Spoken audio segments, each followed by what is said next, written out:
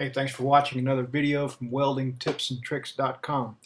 Taking a welding test is a big deal. It's a big deal because you're nervous, and oftentimes it's the difference between getting a job and not getting a job. It's the difference between being happy when getting a paycheck or walking away with your tail tucked between your legs and having to tell your missus that you didn't get the job. So today I've got 10 tips for putting a root pass in a 3G 3G structural welding test. It's 7018. Now, some bevels are 37.5 degrees for some codes, and with that, usually there's a 1/8 gap, give or take. But for structural welding tests, most of the time it's a much steeper bevel, 22.5 degrees or a 45-degree included angle with a bigger gap. A 1/4 inch gap and a 1/4 inch backing plate is often the norm. That seems like a pretty big gap, and we'll talk about that in just a minute, but it needs to be a 1/4 inch because if it's not big enough, it's too hard to get that 1/8 rod in there to get that root pass in. So tip number one is gap it wide enough, and that means a full 1/4 inch. If the spec calls for a 1/4, use a 1/4. Here's a diagram of the welding test. You can see how that root pass looks. The objective is to penetrate all the way into the backing strap, tying each plate and the backing strap together with a solid weld nugget that when that backing strap is removed and it's ground off, it's all clean and bends good. What you don't want to do is this. You don't want to penetrate into the walls and to the backing strap but leave voids on either side, either lack of penetration or slag inclusions, and you don't want to penetrate deep into the sides but leave slag inclusions against the backing strap either, and you don't want to dig undercut on each side that can't be burnt out with the next pass. So again, gap it wide enough, which means about a 1/4 inch. You can see if you don't gap it wide enough how far the tip of that rod is away from the backing plate. It's just really hard to burn in that deep. Tip number two, clean the mill scale. Now, stick welding will burn through mill scale with no problem, but when you're taking a test, you want to put your best foot forward. And my advice is to clean a swath down the middle of your backing strap. You don't have to clean the whole thing, but clean the area that's going to be welded down to shiny bright metal. You can obviously, it is possible to pass a welding test without doing this. It's just not a good idea. And you're not going to impress the test supervisor if you don't clean anything either, because it's normal to clean the mill scale off of welds for a test joint. So clean it about 1/4 to 1/2 inch away from the area to be welded, using a grinder, flapper wheel, whatever works. Don't put deep gashes in it. Try to get a pretty smooth finish, but remove that mill scale from both sides.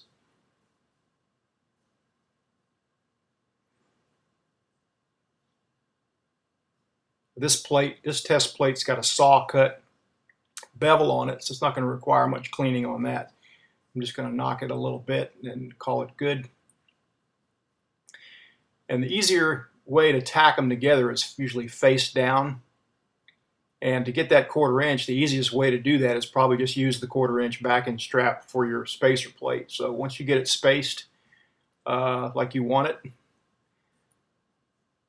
which is 1/4 inch again, just lay that backing strap down, centered up where you clean it. Usually you're provided with a little tolerance, plus or minus about a 1/16, and that's a matter of preference. But centering up that area that you cleaned, in this case the backing strap's a little bit longer than the plate, so it gives me a little, that's typical that it's a little bit longer, but it won't necessarily be longer. I'm just kind of centering it up on here where I don't weld where it's not cleaned, and I'm going to get tacks on all 4 corners.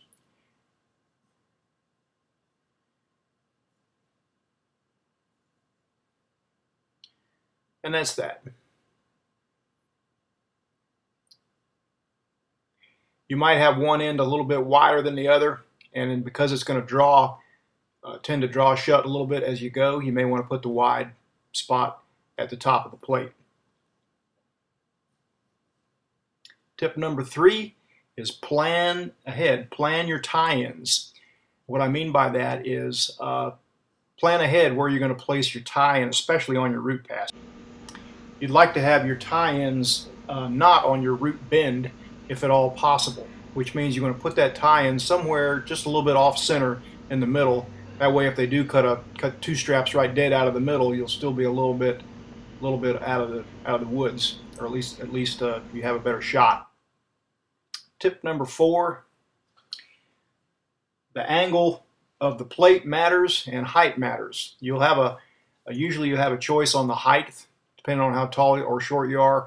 There is a place that don't put it so high that you can't see the puddle real well, and the angle matters also. Now, straight up plumb is vertical, but there's a little bit of tolerance there. And you don't want to tilt it back to you. That just makes it a little harder. So if you can get away with about 5 degrees backwards, no one's going to squawk 5 degrees. You're well within the tolerance there.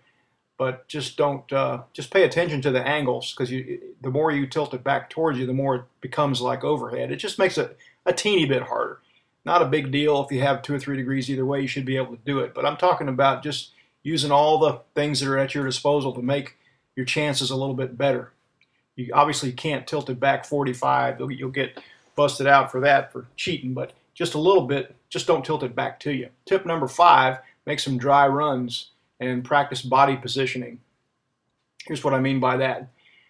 Because that rod gets shorter as you go, you need to kind of program your body movements on how it's going to feel as you feed that rod inward.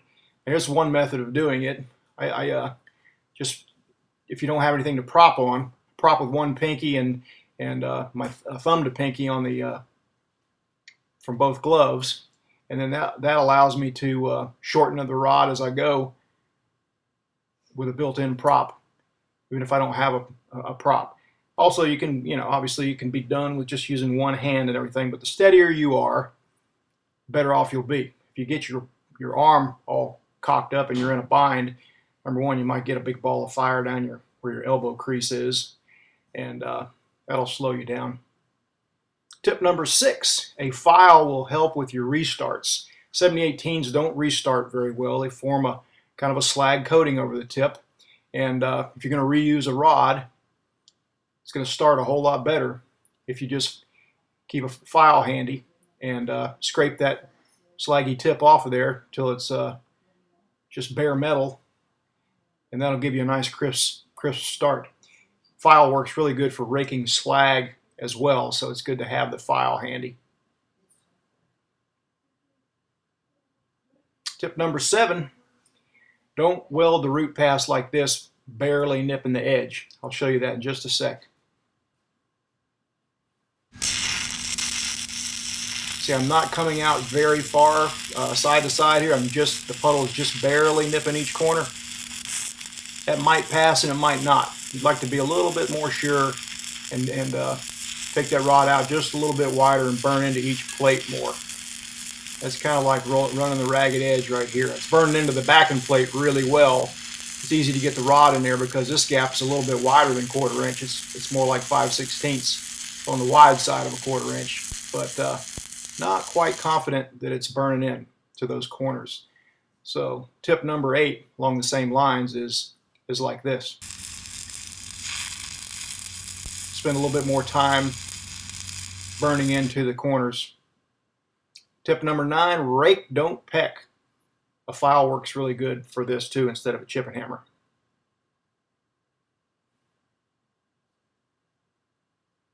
All right, see where I placed that stop? Just a little bit off center in the center. So if they follow the spec, that's going to be scrapped where the tie-in is.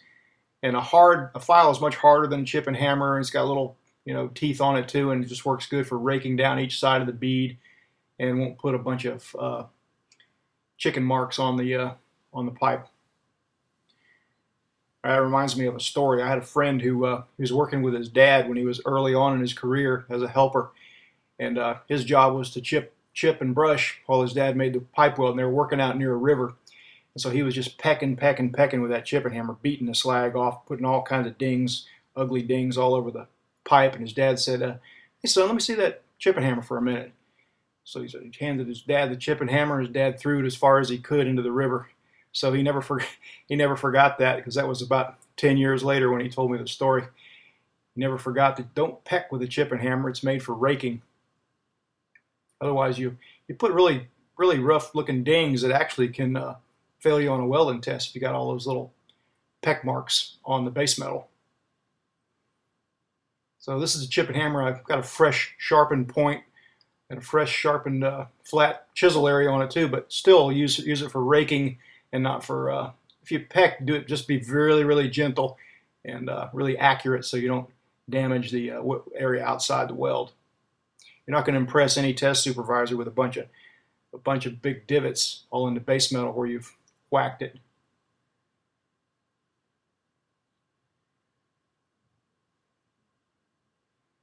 So chip it, get all the slag off, brush it real good.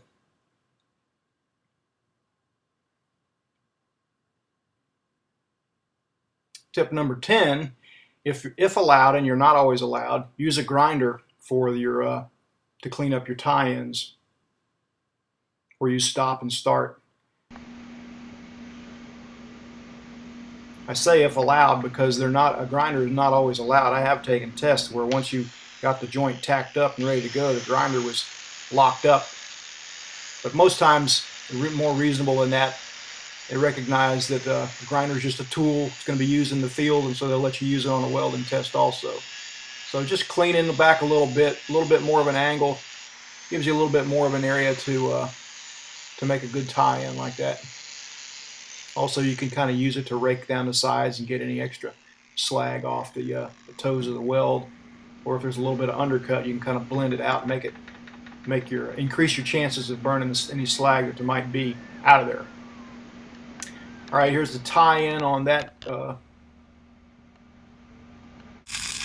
You light up ahead of the tie-in and come down into it, and then just carry on. That does leave some crap to burn out, but usually it's not a problem unless you hang around a long time and deposit a whole lot of junk. But it's good to deposit any arc strikes like that over an area where you're going to remelt, especially rather than outside the joint.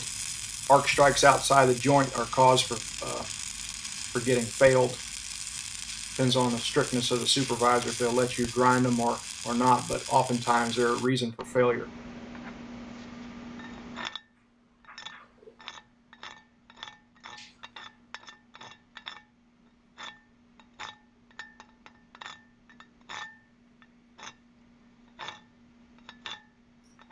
You see why I sharpen the chipping hammer here. It's just really helps to have a good sharp blade on there to rake slag off the toes of the root pass. Once again, if it is allowed to use a grinder, it's a good idea to grind your any high places you have on stops and starts, and that's the root pass. All right, a few more tips. Generally, every 7018 manufacturer is a little different, but 105 to 120 amps is probably a good starting point, or at least hot enough that it won't stick. Keep a tight arc and shoot for a 90-degree angle. You'll probably be pushing a little bit, but aim for a 90-degree angle and you'll be in good shape. Thanks for watching. Stay tuned for part 2, which is the fill and cap.